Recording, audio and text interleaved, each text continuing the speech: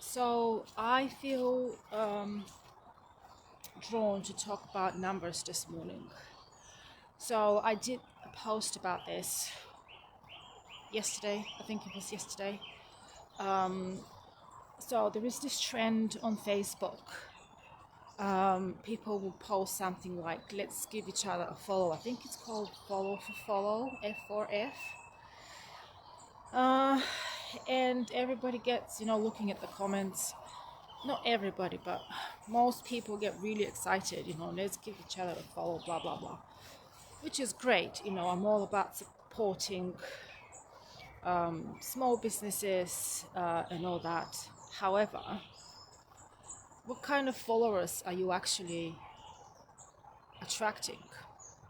What kind of people are actually going to follow your page? So, number of followers, it's very, very good. Certain number of followers, I suppose, is very. Oh, there's a pretty birdie. It's very good for your business page because the more followers you have, the more likely to monetize your Facebook page.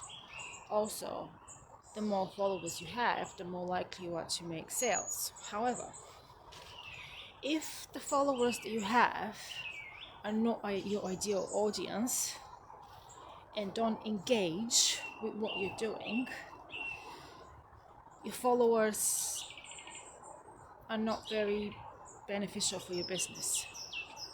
So, and not just about following each other on social media, it's about engaging, okay? Because years ago, when it wasn't such a big deal, following it wasn't such a big deal, but it wasn't so popular, I wasn't so much into marketing. And I made that mistake of, following people in exchange for their following. And guess what? I ended up liking their stuff and they never liked mine. So I left their pages and their groups. So if you are going to looking for followers, focus your energy on attracting people that align with the energy of your business and your personal energy, with the values of your business and your personal values. I every so often, and I've said this before, I go through the members of my Facebook group and I remove people because they don't engage or the accounts don't exist anymore.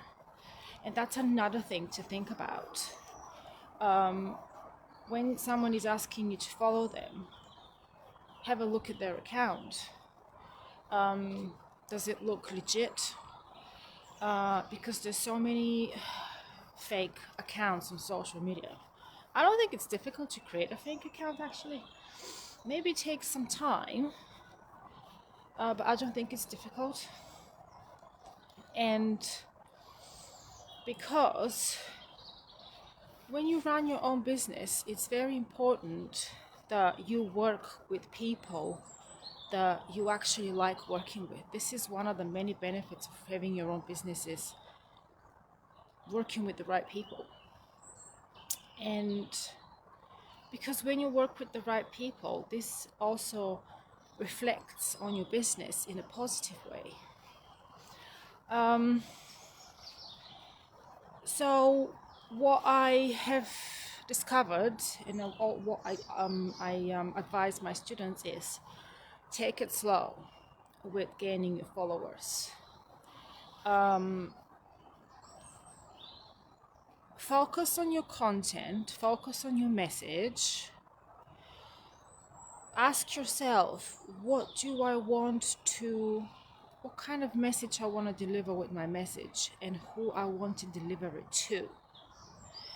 And allow your intuition to give you the answers. And go from there.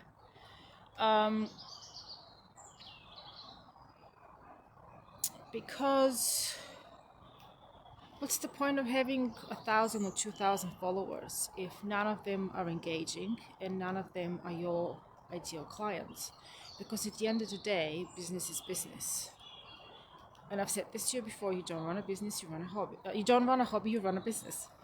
And yeah, we've all started businesses because we want freedom, or we want to make a difference, we want to help people, and so on and so on. But we also need to make money. And that's about it. Don't focus so much on the quantity, but focus on the quality. And believe me, I've learned so many lessons this year when it comes to marketing, social media marketing. It's about authenticity, it's about mindset, not so much strategy. Yes, strategy is important, consistency is very, very important. But if you're not being authentic, if you're not in the right mindset, good morning, Ivan. If you're not in the right mindset, you are just not going to attract your ideal audience. And what's the point of having your own business if you're going to work with people that you don't want to work with? You might just go and get a job. And something else that I have discovered this year is that every platform, so I personally focus on Facebook, but having conversations with other fellow entrepreneurs, every platform works differently. So whatever your platform of choice is, make sure you understand it. Make sure you are patient. Sometimes we need to do a bit more research on how a particular platform operates. One of the reasons I left Instagram was because I just didn't understand the platform.